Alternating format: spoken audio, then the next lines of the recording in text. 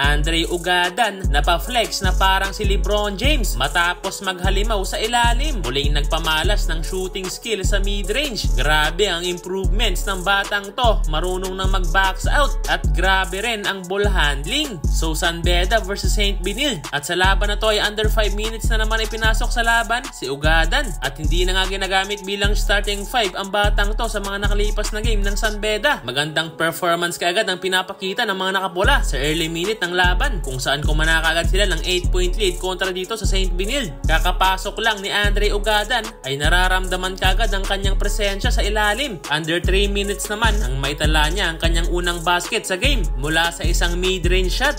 Gandang assist naman niya dito sa kanyang teammate. Easy 2 points sa transition. Nakita na sana ng liwanag si Ugadan sa play na to. Hindi nga lang niya na-finish pero nakakuha naman siya ng foul at naipasok ang dalawang free throw. Gumagamit na rin ng box out ang batang to.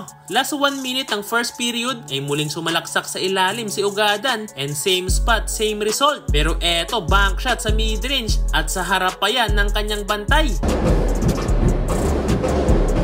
Talagang pinapakita na ni Ugadan ng kanyang shooting. Natapos ang first quarter na abante ng 10 points ang San Beda, 24-14. Second frame ng laban ay muling nagpaparamdam sa pintura itong si Andre. Offensive rebound at nakakuha ng end one basket.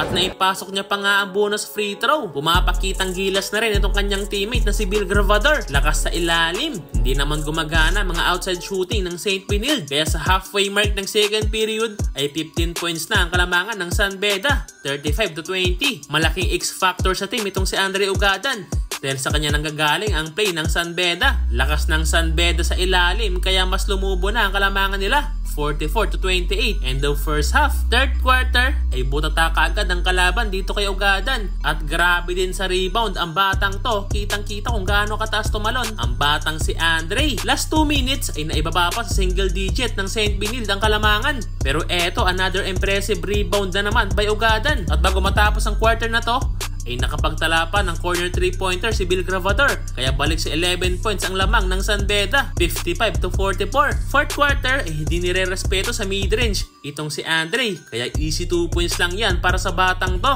At kitang-kita rin sa kanya ang sipag sa loob ng court. Kaya only position talaga para sa San Beda. At eto, muling kumana si Andre Ugadan sa painted area. At may kasama pang foul. Nag-flex pa na parang si LeBron James at naipasok na naman niya dyan ang bonus free throw. Sa buong laban ay dinuminangan ng San Beda ang St. Benilde kaya sa huli panalo ang team ni Ugadan. Another impressive game na naman para sa batang to.